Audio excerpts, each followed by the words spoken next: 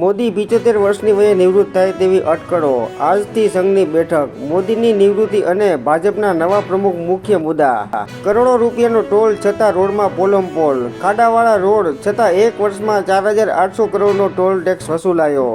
Cyber crime પર કાબૂ મેળવવા સાયબર કમાન્ડો તૈયાર કરાશે, ડીજીપી. ગુજરાતમાં આગામી સપ્તાહમાં ફરી ભારે વરસાદનું પૂર્વાનુમાન.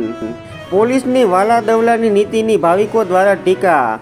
દ્વારકામાં જગત મંદિરે જન્માષ્ટમીએ સુરક્ષા વ્યવસ્થામાં ચિંડાનો આક્ષેપ. લોન ભર્યા પછી પણ વાહન પરત ન કરનારા રિકવરી એજન્ટો ગુંડા જેવા, સુપ્રીમ કોર્ટ. વાવાઝોડું અને ડીપ ડિપ્રેશનની વચ્ચે માત્ર પવનની ગતિનો ફરક. સૌરાષ્ટ્રને જળબંબાકાર કરનાર વાવાઝોડાનું જ રૂપ હતું.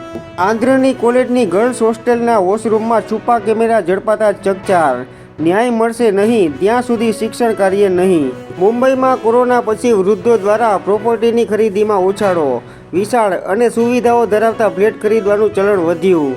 રાજદ સાંસદના દાવાથી એનડીએમાં કડબડાટ. એલજીપીના 3 સાંસદોને ભાજપમાં ભેળવવાની હિલચાલથી ચિરાગ ખફા. બદલાપુર જાતીય શોષણની ઘટના બાદ મહિલા પત્રકાર પર ટિપ્પણી. શિંદે જૂથના નેતાને હાઈકોર્ટે 4 સપ્ટેમ્બર સુધી વચગાળાનું રક્ષણ આપ્યું. સોલિંગનમાં છરી હુમલા પછી નિર્ણય લેવાયો. જર્મનીએ અફઘાનિસ્તાનના 28 નાગરિકોને દેશ પરત મોકલ્યા. જાતિ આધારિત વસ્તી ગણતરી મુદ્દે ચિરાગ નીતિશ વિપક્ષ સાથે જોડાયા. ટાટા ગ્રુપની માલિકીની એર ઇન્ડિયાની સાથેના મર્જરના પગલે ભારતમાં 10 વર્ષ જૂની વિસ્તારાની અંતિમ રાઇડ 11 નવેમ્બરે ઉઠશે. સ્ત્રી 2 હિન્દીની સૌથી વધારે કમાણી કરનારી ફિલ્મ બની શકે. અમરેલી જિલ્લામાં મોસમનો કુલ સરેરાશ 24 ઇંચ વરસાદ. હિન્દ મહાસાગરમાં ચીન સામે ભારતની સુરક્ષામાં વધારો.